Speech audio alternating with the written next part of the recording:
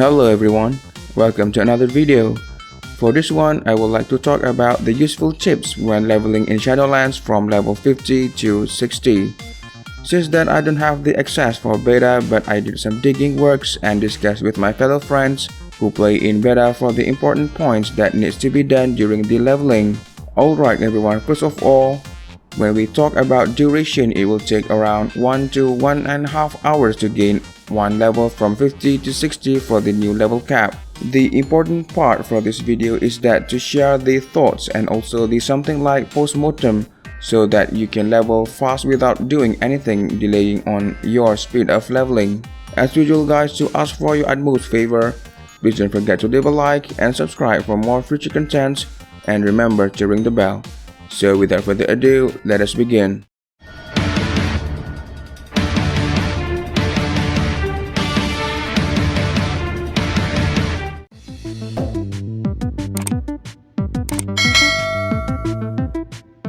The first one for leveling, which is really important to concentrate to complete on main storylines in every zones and to avoid any side quests, or we call it the minor quests along your journey in leveling. Well, to be honest, throughout of our past experience, we can say that side quests has always been an efficient way to level. However, in Shadowlands, the expansion forces you to finish every main storyline for all 4 zones in a specific sequence like Bastion, Madraxxus, Wheel, and Revendreth, before you get to unlock the endgame content, which is choosing your covenants to play with and as well accessing the Torghast Tower of the Dam. Based on the playthrough in beta, actually some of us were not aware and most of them did the side quests along the journey and ends up reaching level 60 before could finish up the main storyline for the final zone, which is Revendreth. This will lead up to spend a few additional hours after hitting max level to complete the storyline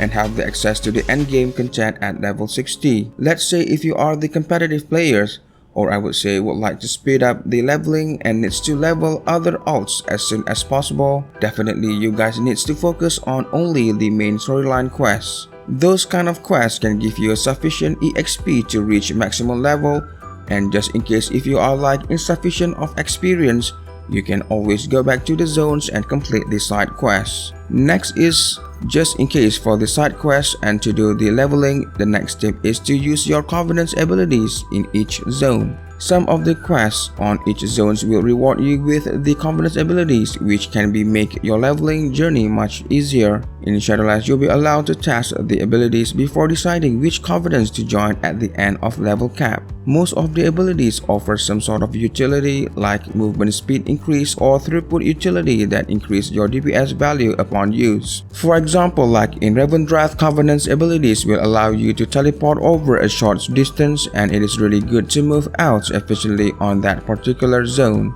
The third tip is to move faster from the leveling area, which means that to move ahead as always where there are a lot of people in one side of a place. As previous expansion, your leveling mode can be chosen in terms of area to start, so by doing this can avoid the crowded area places. If you move slow enough and have so many players camping at one area, it might be very difficult for completing a quest, especially on mobs hunt. In Shadowlands, the expansion needs you to level your tune in a specific sequence from Bastion, Madraxxus, Wheel, and lastly Revendreth. Throughout this sequence, it means that everyone will going to start at the same place. By any chance, if you can move ahead of the flock of people earlier, it will be so much better, especially if you are not having a good PC hardware, which leads to lag. Plus, there is certain areas in Shadowlands that you need to revisit to turn over a few quests, whereby mounts are actually not allowed at the moment at this beginning of the expansion, especially in the mall zone, since the area allow you only to walk or by foot. And so some items like Lightfoot Potion is really efficient on helping you to move faster. If you took engineering profession, the item like gun shoes and as well goblin gliders are pretty useful in zones whereby a lot of terrains area, especially at Revendreth zone. However, I don't think that water walking equipment on your mounts is actually important because we are not having to walk across bigger amounts of water,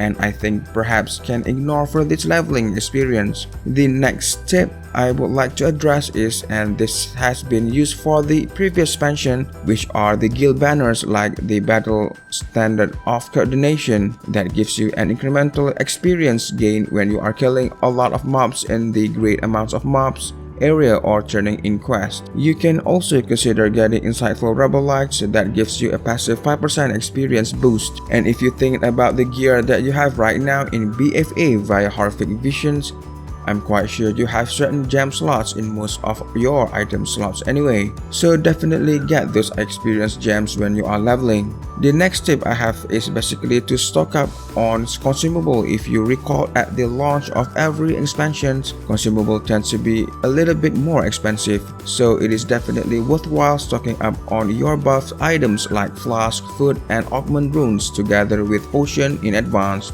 This tends to be at higher price once people start to come back to level at this same period of time. Lastly, it is actually worth gearing up your alts first before Shadowlands hit, because mostly when we started playing through the beta, most of the time we can replace the BFA gears at roughly around at level 55 something, which is quite far to begin with. For example, if you have the time to do the plus 50 mythic plus and get the eye level 130 items should be good for starter gear in Shadowlands. However, if you and your guild having some extra times, who knows, you guys can venture into raids just to boost up the initial eye level. The other way is to farm the starter gear for alts via scratch events, whereby there will be a lot of mini bosses spawning around Ashcrown Citadel area, and Nathanael as well drop a very good eye level weapon. Well, for me it is definitely worth gearing up your new mains and your alts in BFA while you are waiting for the expansion to launch, and I'm pretty sure it will result in a very much smoother leveling process. Alright everyone, as a conclusion, that is all for the tips so far that we have experienced from the beta build. Hopefully the above mentioned tips can give you the knowledge on how to maximize your time during leveling.